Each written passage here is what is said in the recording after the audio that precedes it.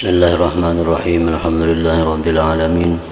Wassalatu wassalamu ala asyrafil anbiya wal mursalin sayyidina wa habibina Muhammadin wa ala alihi wa sahbihi ajma'in. Dan telah meriwayatkan akan kami oleh Al-Imam Al-Hafiz Abul Baqa Khalid ibnu Yusuf Al-Maqdisi An-Nabulusi Asy-Syafi'i radhiyallahu anhu dengan sanadnya daripada Sayyidina Umar bin Khattab radhiyallahu anhu berkata, telah bersabda Rasulullah sallallahu alaihi wasallam, innamal a'malu binniyat wa innama likulli imri'in ma nawa faman kanat hijratuhu ila Allah wa rasulih fa hijratuhu ila Allah wa rasulih wa man kanat hijratuhu ila dunya yusibuha aw imra'ati yatazawwajuha fa hijratuhu ila ma hajara ilaih. Artinya, hanya saja segala amal itu dikira, dihitung, dibalas mengikut niat.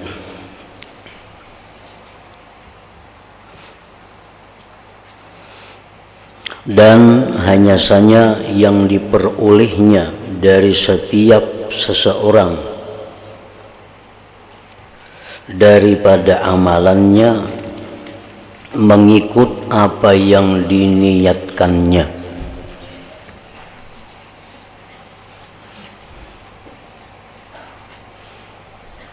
Jadi artinya bahwa Allah sesuai dengan hadis Rasulullah sallallahu alaihi wasallam terlebih dahulu memandang niat seseorang, hanya Tuhan memandang perbuatan seseorang. Apabila niatnya baik, nah maka itu satu modal untuk baiknya perbuatan. Apabila niatnya sudah kada baik, perbuatan baik apapun menjadi kada baik. Apabila niatnya rusak, perbuatan baik apapun menjadi rusak.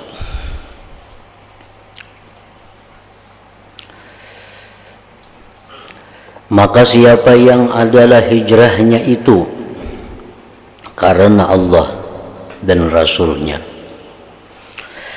maka hijrahnya itu kepada Allah dan Rasulnya. Artinya balasan yang didapat Allah dan Rasulnya. Dan siapa yang hijrahnya hanya untuk mendapatkan keuntungan dunia atau karena mau berkawin kepada seseorang perempuan, maka nilai hijrahnya seperti yang diniatkannya itu. Hadis ini telah diittifaqkan, disepakati oleh para ulama atas kesahihannya. Dan mereka para ulama bersepakat mengatakan bahwa hadis ini sangat besar kedudukannya di dalam agama dan merupakan salah satu asas keimanan. Bahkan hadis tadi merupakan tunggaknya yang terutama sekali dan yang paling kokoh.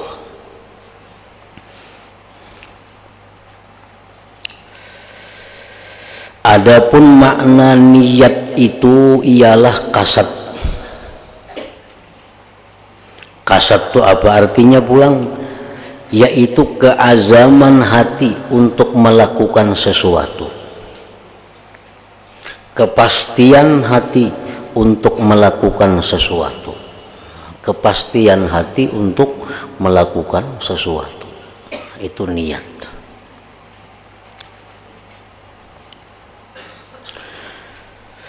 Dan lafaz innama, innamal a'malu, innama pemulaannya. Innama itu adalah mengandungi makna al-hasar, perhinggaan, arti bahasa kitanya innama itu hanya sanya,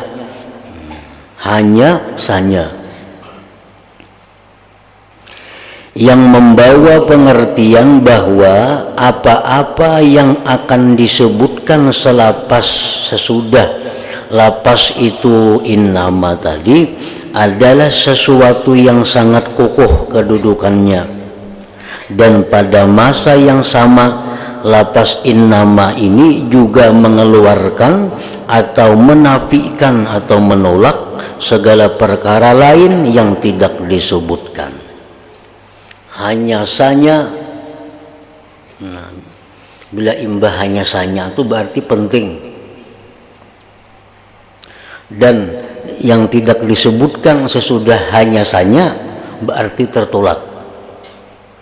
Hanya saja boleh masuk ke sini orang ini umpamanya. Nah, itu berarti itu penting sesudah hanya saja itu, dan selain yang disebutkan itu kada boleh, kada masuk. Nah, oleh karena itu maka dapatlah dikatakan bahwa segala amalan syara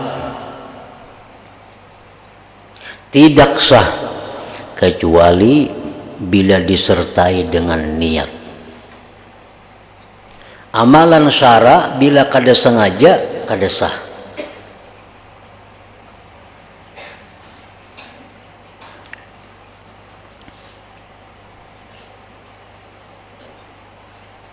Maka siapa yang menghendaki dengan hijrahnya atau dengan amalannya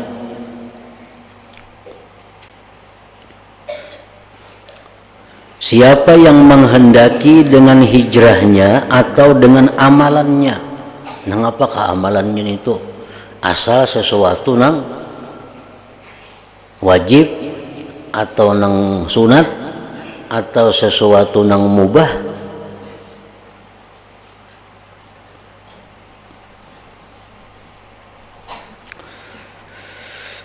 akan keridaan Allah Ta'ala sudah pasti ia akan mendapatkannya.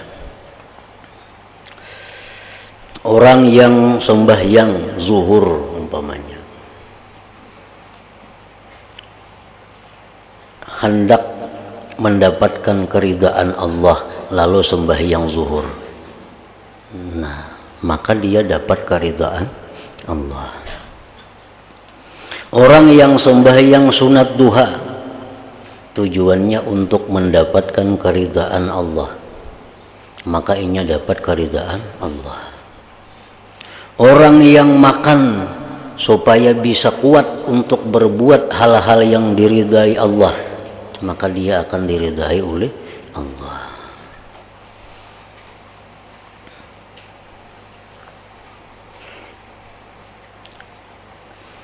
Dan siapa yang menghendaki dengan hijrahnya atau dengan amalannya itu akan harta benda dunia, maka hanya harta benda itu saja yang merupakan balasannya, dan tidak ada lagi bagian apa-apa balasan yang lain daripada itu. Orang yang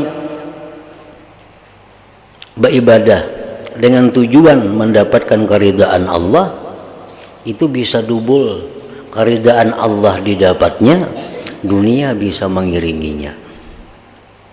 Tapi kalau orang beribadah mencari keduniaan belum tentu didapatnya, keridaan Allah sudah nyata kada didapatnya. Orang menuntut ilmu, niatnya tujuannya menuntut ilmu itu hendak mencari pangkat kedudukan, sudah jelas inya kada dapat keridaan Tuhan.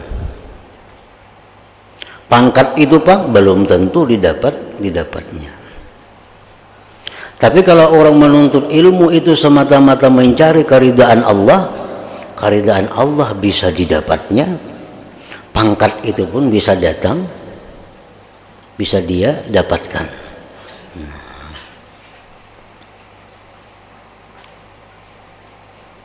Orang menuntut ilmu supaya sugih, belajar ilmu supaya sugih. Allah kada ridha karena kada mencari keridhaan Tuhan. Sugih kada tantu. Bahkan hartana ada bisa habis. Tapi kalau orang mencari ilmu untuk keridhaan Allah dapat, hartana ada bisa bertambah, rezeki bisa berluas.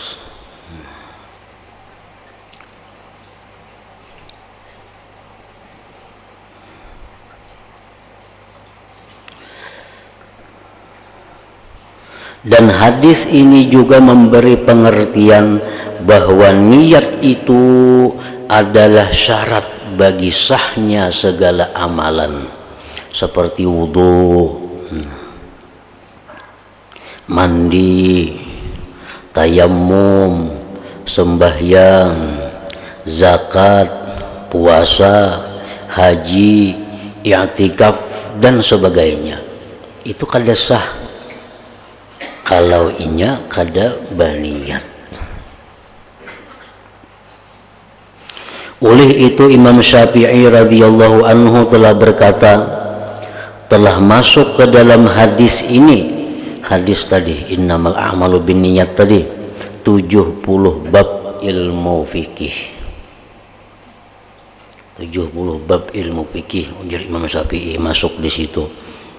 Wudu kada sah kada baniat, mandi kada sah kada baniat, sembahyang kada sah kada baniat, zakat kada sah kada baniat, puasa, haji, i'tikaf, kurban dan lain-lainnya.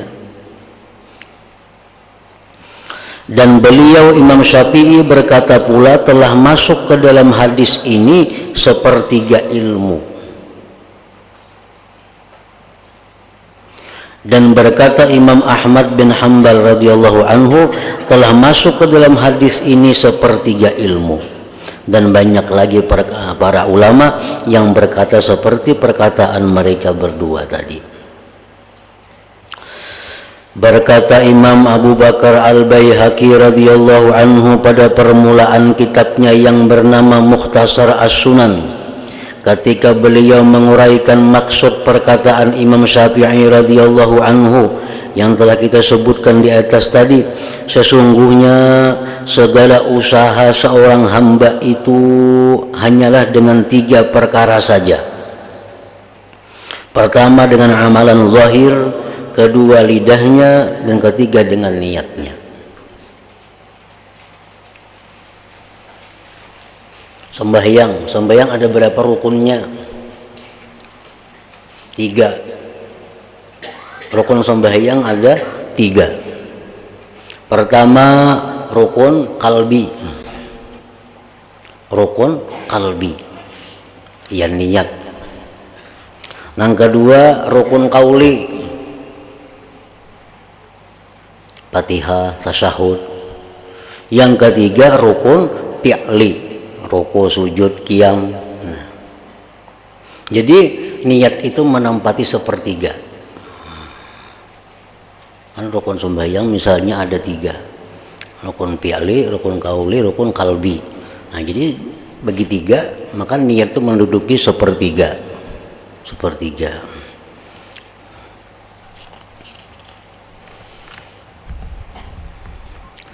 Maka niat adalah salah satu daripada 3 usaha seseorang hamba. Bahkan niat adalah usaha yang paling utama sekali. Karena niat saja sudah dapat menjadi ibadah. Belum diucapkan, belum diperbuat, tapi niat sudah ada, sudah berpahala. Maka dari niat itu paling utama. Esok aku hendak membaca Quran gina.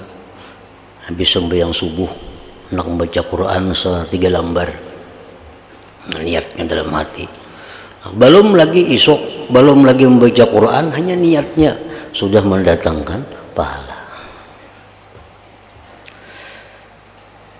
Maka niat adalah salah satu daripada 3 usaha seseorang hamba, bahkan niat adalah usaha yang paling utama sekali. Karena niat saja sudah dapat menjadi ibadah.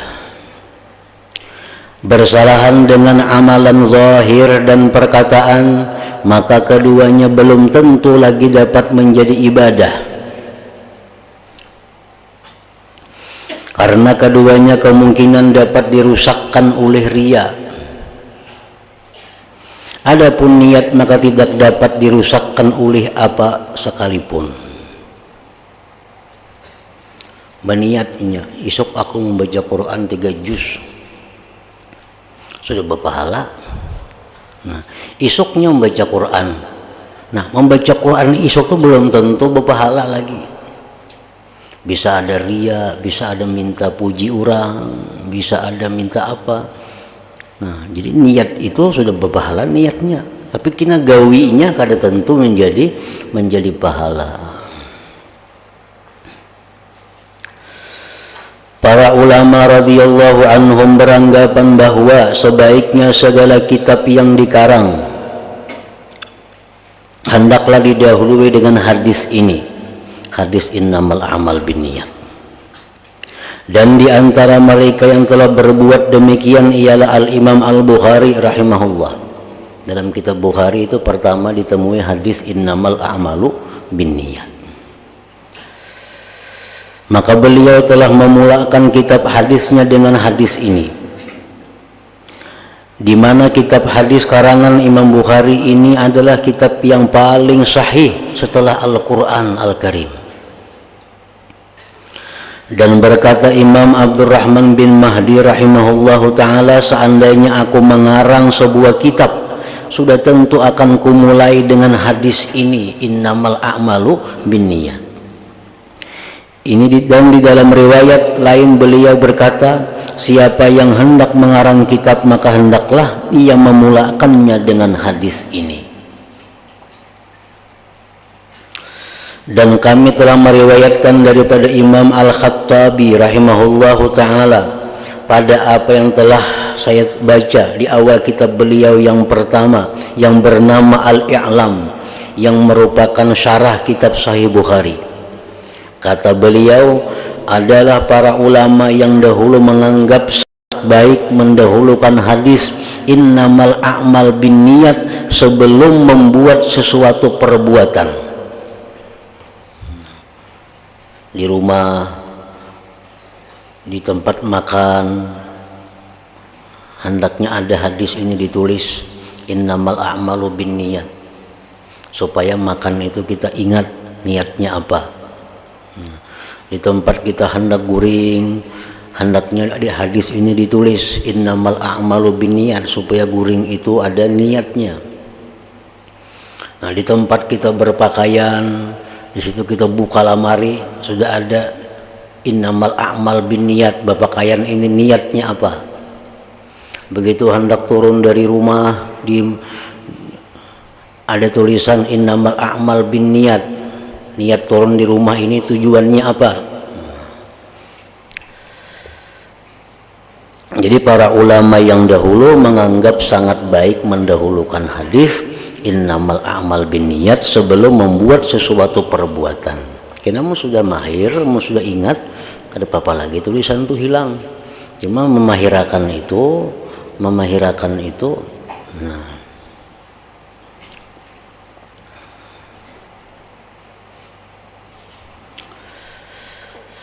bermula daripada segala urusan agama sampai kepada segala urusan dunia, karena bersangatan hajat kepadanya di dalam segala keadaan tadi.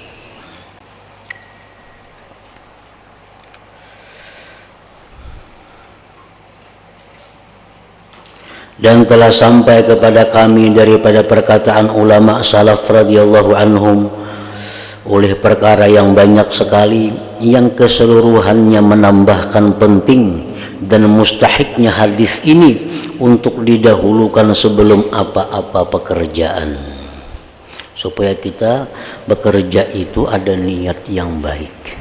supaya bekerja ada niat yang baik, sehingga pekerjaan itu pun berhasil atau gagal tapi sudah ada pahala nang didapatkan. Orang berdagang menyasah pasar, mengepung pasar, belum tentu lagi boleh duit, tapi karena ini niatnya nang baik, turun di rumah usaha itu pahala sudah didapatnya. Kadang di pasar payu kada payu tuh pahala sudah dapat. Nah, amun berdagang itu kalau ada niatnya, berdagangnya kada payu, tenaga hilang, biaya hilang, pahala kada didapat. Nah, jadi kada salahnya sebelum memulai pekerjaan baik dunia atau pekerjaan akhirat, apalagi ada niat yang baik itu. Bab kedua, hadis-hadis pilihan yang merupakan asas-asas Islam. Dan hadis Nabi itu sangat banyak. Selama beliau dalam dunia ini 23 tahun, banyak ucapan-ucapan beliau, banyak perbuatan-perbuatan beliau. Dari sekian ribu hadis nang adab itu ada beberapa hadis pilihan. Hadis pilihan ini merupakan asas-asas Islam, pokok-pokok Islam. Artinya orang Islam mesti tahu hadis-hadis ini karena ini pokoknya. Amun kita mengetahui keseluruhan hadis Nabi, kadang mungkin kita kali cukup kepalanya. Nah, cuma dari sekian ribu hadis Nabi itu, dari sekian puluh ribu, ratus ribu, mungkin juta hadis Nabi banyaknya, itu ada beberapa hadis pilihan nang kawa dihafal, kawa diingat. Nang bila mana kita mengetahui hadis-hadis itu sama dengan mengetahui seluruh hadis-hadis Nabi tadi. Jadi diulahkan ulama, dicariakan ulama, ini hadis-hadis pokok nang mana setiap muslim mesti tahu dengan hadis itu. Di antara perkara yang seyogianya diambil perhatian ialah menerangkan hadis-hadis yang telah dikatakan bahwa hadis-hadis tersebut merupakan asas-asas Islam yang mengandungi perkara-perkara yang sangat penting dalam kehidupan dan mengandungi garis-garis besar dalam ilmu fikih dan segala jenis ilmu yang bermanfaat. Tauhidnya, fikihnya, tasawufnya tercakup dalam beberapa hadis. Maka di sini kami akan sebutkan hadis-hadis pilihan tersebut. Dan di antara yang paling penting sekali di antara hadis-hadis pilihan tadi ialah hadis innamal a'malu binniyat itu yang telah kami sebutkan sebelum ini. Di mana dengan sengaja kami sebut akan dia sebelum hadis-hadis yang lain karena ia mempunyai keutamaan untuk disebutkan lebih awal.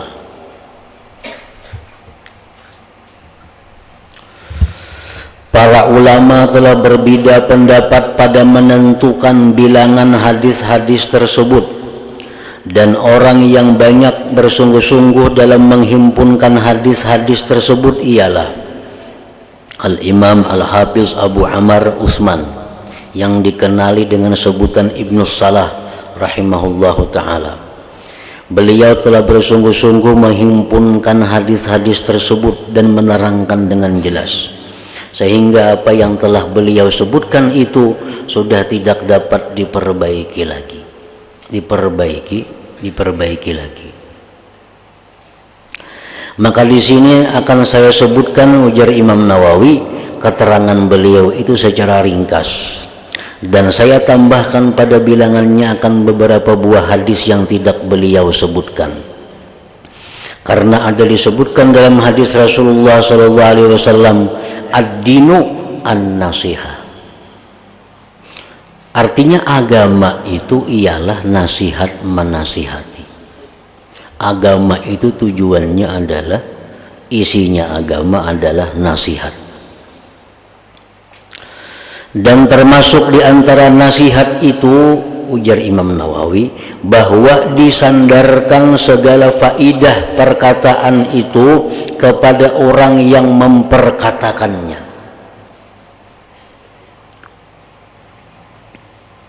Itu termasuk bagian dari nasihat.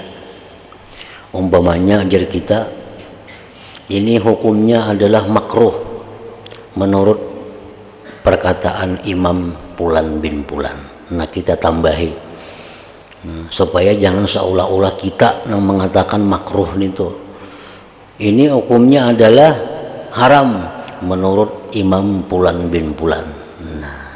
Nah, kita menambahkan itu adalah bagian daripada nasihat dalam agama. Maka siapa yang berbuat demikian, maka ia mesti akan mendapat berkah pada ilmunya dan segala halnya. Dan siapa yang tidak menjelaskan perkara yang seperti ini, dan ia tidak mengelirukan orang lain sehingga mereka menyangka bahwa perkataan yang disebutkan itu daripada perkataannya sendiri, maka orang yang berbuat demikian sangat layak bahwa tidak diambil manfaat dengan ilmunya dan tidak diambil berkah pada usahanya.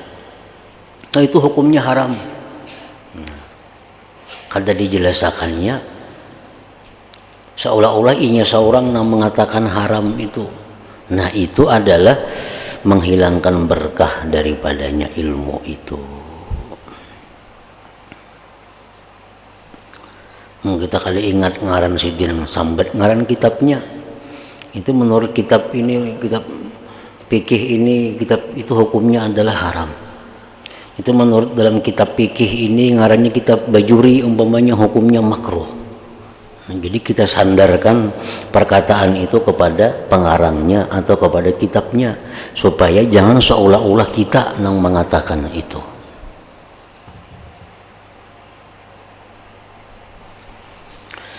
Oleh karena itu maka para ulama dari zaman dahulu senantiasa menyandarkan segala faidah itu kepada orang yang memperkatakannya.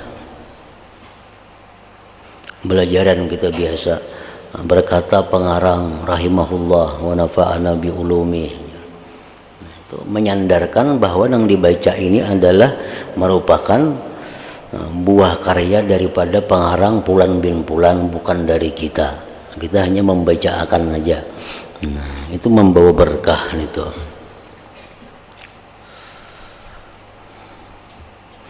Ya Allah, kami memohon akan taufik agar kami dapat membuat perkara-perkara yang menyebabkan keberkatan untuk selama-lamanya. Amin ya rabbal alamin.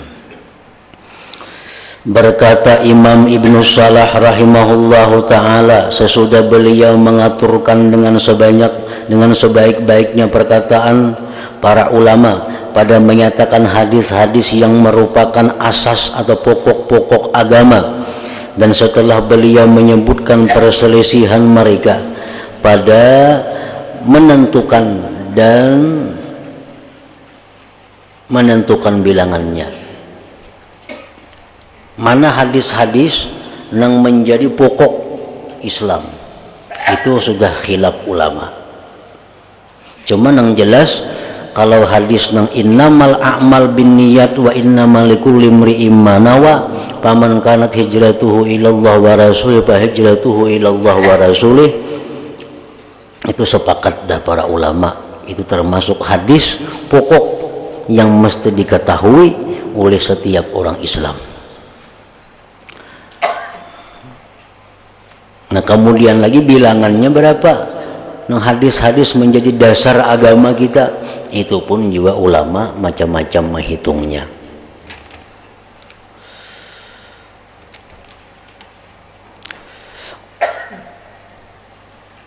Dan setelah beliau menyebutkan perselisihan mereka pada menentukan bilangannya, maka sampailah bilangan hadis-hadis itu 26 buah hadis, kata beliau.